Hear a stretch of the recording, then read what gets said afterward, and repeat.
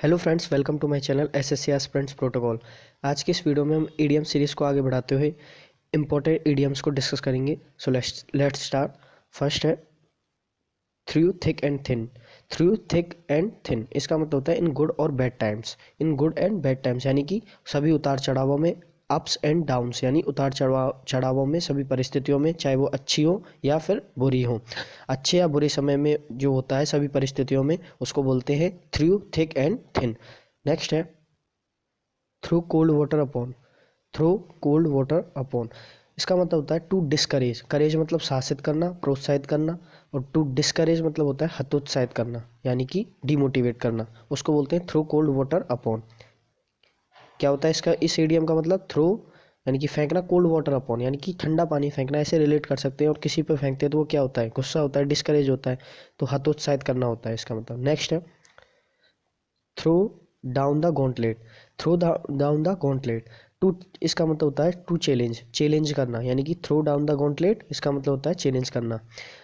Next है tooth and nail. ये काफ़ी बार एग्जाम में आई है, काफ़ी इंपॉर्टेंट है। टूथ एंड नेल का मतलब होता है पूरी ताकत से, यानी कि जो भी काम किया गया हो पूरी ताकत से किया गया हो, जिस उसमें स्ट्रेनुअस एफर्ट लगाया हो, यानी कि पूरा का पूरा जोरदार एफर्ट लगाया हो, जितने भी तुम पे हो सकता है, जितने भी रिसोर्सेज हो सकते हैं उसका यूज करके फुल एफर्ट लगाया हो, पूरी ताकत लगाई हो किसी काम को करने में, उसे बोलते हैं tooth and nail.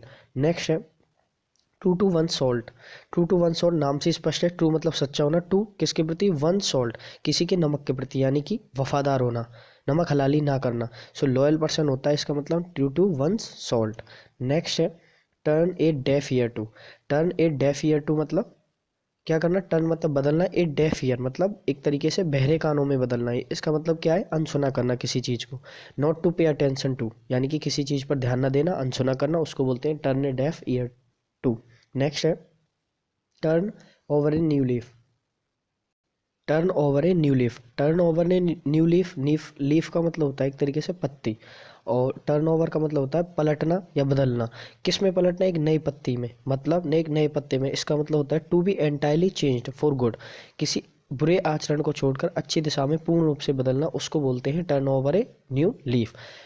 To be entirely changed पूरी तरीके से बदलना, और किसके लिए, फॉर गुड, स्पेशली अच्छी आदतों को अपनाने के लिए। नेक्स्ट है turn the corner. Turn the corner. Turn the corner का मतलब होता है to pass through a critical point in a process.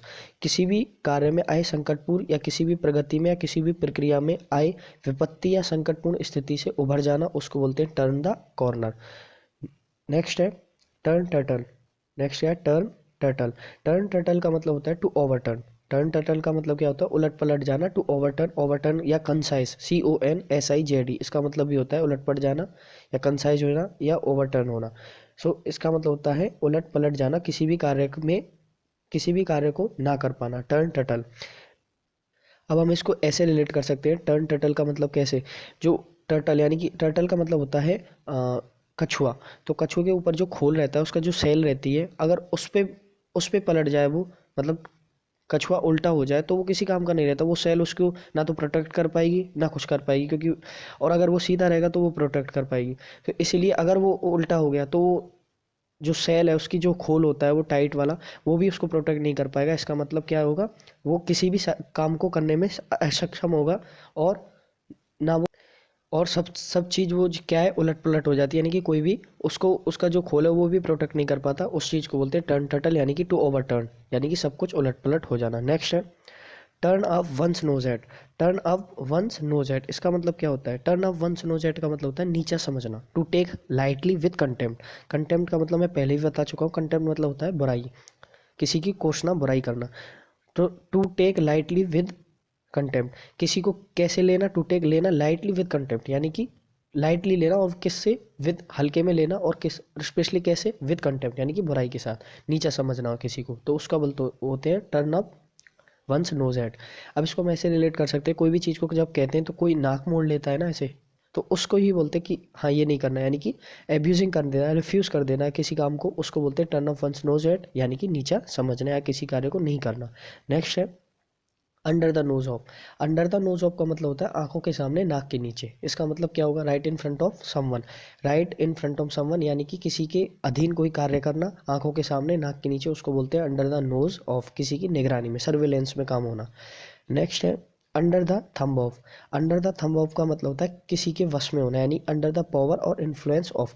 किसी की किस में होना? अंडर द पावर, यानी कि किसी के पावर में कार्य करते रहना, किसी की शक्ति में, किसी के प्रभाव में काम करते रहना, किसी के वश में होना, उसको बोलते हैं under the thumb of. Next है अप एंड डूइंग।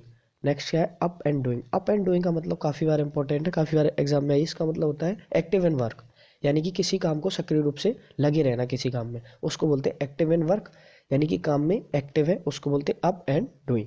नेक्स्ट है अप वंस स्लीप्स।